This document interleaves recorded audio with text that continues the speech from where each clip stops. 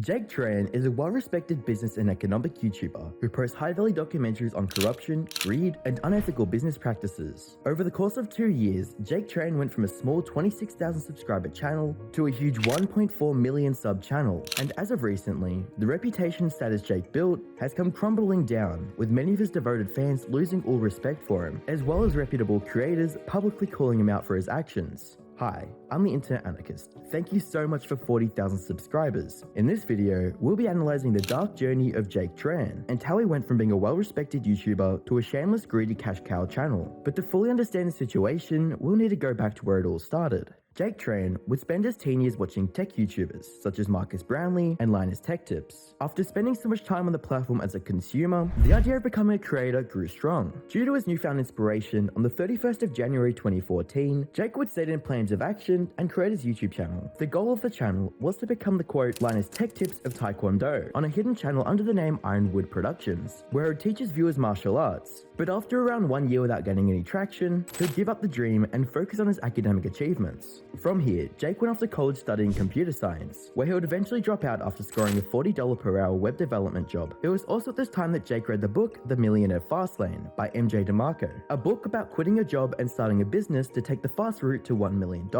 And as Jake himself said, this book changed his life. And it was at this point that Jake took a second shot at YouTube, this time posting video guides on how to get an online job in the span of 9 months. He wouldn't start taking the channel seriously until 2019, when he began posting video guides on how to transition from a 9-to-5 job all the way to working online. Due to his style being a watered-down copy of Graham Stephan's, Jake would struggle to find success. He was stuck with 1.4 thousand subscribers and his most popular video barely cracking 700 views. It was at this point that things weren't looking up for Jake. He quit his job and was focusing on YouTube, but wasn't really getting the success he planned for. This led to Jake realizing that something needed to be changed if he wanted to succeed on YouTube. And it was at this point that Jake read the book The Blue Ocean Strategy. This was another key book in Jake's success, as it taught him how to go into a crowded niche, aka a red ocean, and create a sub-niche to differentiate himself from others, aka a blue ocean. Essentially, he was beating the competition by having no competition. With the newfound knowledge from the book, Jake would begin looking into his favorite YouTubers and selecting the attributes that he liked the most. And the result of this? Well, the result of this was his business essay documentary style, which he still creates to this day. Although the videos were performing better than his financial advice videos, they were still only gaining 1,000 to 2,000 views. But everything would change when he created the video titled Why Graham Stephan is Killing the YouTube Algorithm, a video which Graham Stephan himself would actually notice and share on his Instagram, helping the video reach 100,000 views in 1 week, and giving Jake the initial exposure he needed to start the rapid growth of his channel. When Jake was coming up for the strategy of his channel, he would state that he wants a face to be linked to the channel, but to also have B-roll graphics and animation in the videos to make it more interesting. With this in mind, his videos would frequently feature mostly B-roll and animations, alongside a small clip of himself at the end of the video to keep the branding, personality, and recognizability. This style of video would prove to be a lot more scalable, as it meant that he could easily pay someone online to do the editing, visual aspects, and all he had to do was do the voiceover and record a small clip for the end. It was the outsourcing like this that would allow Jake to not only produce high quality videos, but also more of them. Entering 2020, Jake would continue posting the videos about other creators, similar to that of his Graham Stephan video, but Jake was getting bored of it, and whilst watching a documentary on war profiting, Jake had the idea of creating a YouTube video about it to share the knowledge on a topic which genuinely interested him and that he thought should be more mainstream. This would lead up to the 3rd of January, when Jake would post a video titled The Viciously Profitable Business of War, a video that would go on to gain 1.4 million views, and inspire him to create similar videos such as How to Make Money of World War III and The Profitable Business of Enslaving Third World Countries. This led up to the 2nd of May, when he would reach the milestone of 100,000 subscribers. The growth was coming in fast, and with the weekly videos gaining hundreds of thousands of views each, it would only be a matter of months before Jake would triple his sub count, hitting 300,000 subscribers by October that year.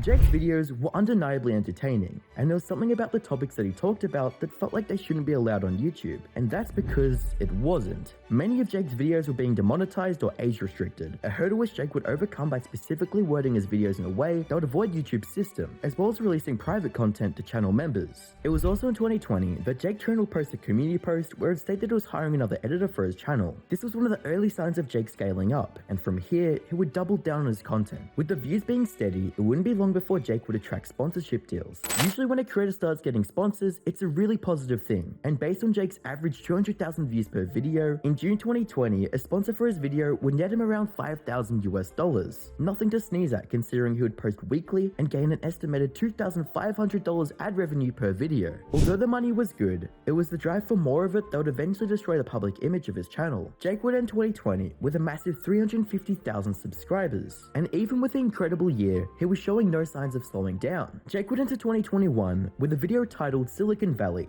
history's greatest Ponzi scheme. This long-form scam exposing video would set the tone for his channel in 2021 and gain over 1 million views. And with comments such as, "The fact you put all this great work for free is amazing," it was clear his audience was loving the videos, and with that in mind, he'd continue to post the videos with the titles and thumbnails getting more and more edgy and sophisticated. With the views still rolling in, by June 2021, he would reach a milestone of 500,000 subscribers. Up until this point, Jake had built a strong personal trust with his audience, and with his content style being focused on exposing and explaining the history of scams, corrupt governments, and businesses, his audience would put him on a pedestal and see him as a good guy with good intentions. On the 26th of October, Jake would publish a video titled Nestle, the most evil business in the world, a video discussing the unethical business practices of Nestle that would go to gain over 5 million views, making it his most popular video to date, introducing millions of new people to his channel. Jake managed to maintain his public image throughout the rest of 2021 and entered 2022 with 849,000 subscribers and over 72 million views. And through 2022, Jake began to realize that he could push the boundary of what was quote ethical in exchange for money, whilst facing little to no consequences. Due to this, Jake would start promoting the very things he spoke about in his videos, and he started to become just as bad as the people he was exposing. A much better use of his time would have been promoting something that helps people and offers serious value to his viewers. A service that would bring quality produce from a farm to your door within a week. That's right,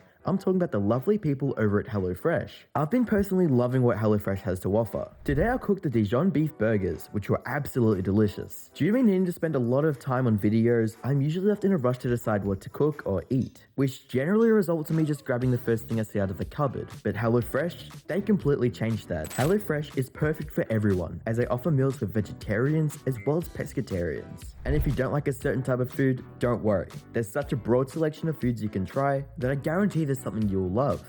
If you like what you see, make sure you try it out for yourself, as I have an offer for my viewers. All you need to do is head over to HelloFresh.com and use code Anarchist16. Doing so, you'll receive 16 free meals across 7 boxes, as well as 3 gifts. Now back to the video. On the 6th of February, Jake would publish the video titled The Evil Business of NFTs, a video where Jake would talk about rug pull NFTs while simultaneously promoting an NFT, and with the top comment being, "Incredible, you built a fanbase exposing scams, and are now convincing that same fanbase to join yours. Bravo, sir." It was evident that he pushed a little too far with this video, and people were starting to catch on with his true intentions. But at this point, his videos were still gaining massive amounts of views, and the amount of unsuspected new fans flowing in, it was just enough to keep the hype train going, which would eventually lead to April, when Jake would reach the milestone of 1 million subscribers. 2 months later, on the 4th of May, Jake would post a video titled "Oh, so it is all a scam," a video where Jake would denounce lotteries, and everything in this video seemed to be perfectly fine up until 3 minutes in, when Jake would announce the sponsor of the video, Yoda, a crypto lottery. Based on the comments on this video, it was clear that Jake was destroying the trust that he had built up over the past 2 years. Anime Guy put it best, saying, "It's impressive the amount of videos you make. Clearly you don't need one, but here's a video idea for you." There was this guy who made a career exposing scam artists, corrupt governments, wealthy, loopholes in the system, etc. The scammers recognized him as a threat, but as people gravitated more and more, they realized that he couldn't be stopped. So instead of silencing him, they decided to join him. They would sponsor his shows, and he could do the same work as he did earlier. Only thing he had to do was promote any one of the scams in between his speeches about exposing these scams. Soon, he used the confidence of the people he had gained to promote his own scams. You could title it The Downfall of Jake Tran. Sincerely, a concerned long-time subscriber. The ability for Jake to expose scams yet to promote his own in the same breath stood out to his viewers, and it was from here on that the empire he had built began to crumble down. A few days later, Jake would post a video titled "YouTubers Will Never Tell You This," a video where he revealed his 3-phase plan for his channel. So with the direction of scaling and becoming Netflix in mind, it became clear that Jake was more interested in making money than being the eye in the sky that he had previously represented himself as in the past. Jake was also slowly distancing himself from the channel, with frequent posts looking to outsource every aspect of his videos: editing, writing, even going as far to look for a voice actor. Whilst cash cow channels aren't anything new to YouTube, and generally not a problem, for a channel which was built under the branding and personality of Jake Tran, this is a big move. Separating himself from the channel would ultimately leave the viewers feeling betrayed, uninterested in his newer content. Fast forward to the 6th of July, when Jake would post a video titled How to Rob Poor People, a video that would discuss how crypto trading bots are scamming poor people for their money. And once again, everything in this video seemed to be perfectly fine until he reached the sponsored segment, where you guessed it, he was sponsored by a crypto trading bot. To make the matter even worse, Jake claims to have been up 3% due to using the bot, but unfortunately for him, he would expose himself in the same exact clip. As 2 minutes and 53 seconds into the video, we can see that there have been 0 transactions with the bot, meaning it's made no trades. This time, his intentions were a little more obvious, as the entire comment section is talking about how hypocritical it is for him to promote the exact same thing he's warning his viewers about. And with the amount of attention being brought to Jake's suspicious actions, and each sponsor feeling sketchier than the one before, it wouldn't be long until YouTuber CoffeeZilla would take notice. For those of you who don't know, CoffeeZilla is a YouTuber with 1.2 million subscribers, who creates expose videos on crypto and NFT scams. He is most notable for when he exposed FaZe Clan's Save the Kids token scam, which resulted in members of FaZe being removed and suspended. On the 6th of August, CoffeeZilla would publish a video titled The Most Evil Business in the World, a video where he would shine light on the scams and greed of Jake, providing hard evidence of Jake's actions. The video has over 800,000 views, making it near impossible for Jake to ignore, especially when Jake's entire comment sections now are full of people exposing and calling out his actions. When there was no response after the first 2 days, many assumed Jake decided to ignore the video and carry on as usual, until the news naturally died down. But they would be horribly wrong, as on the 9th of August, Jake would share his response to the allegations in a community post stating, "What did you expect out of a channel that teaches you how to be evil, lol? In all seriousness, I put my heart and soul into making free premium videos. Every sponsor on this channel helps fund the channel so we can keep upping the quality and quantity. You're not going to be the right fit for every sponsor on this channel,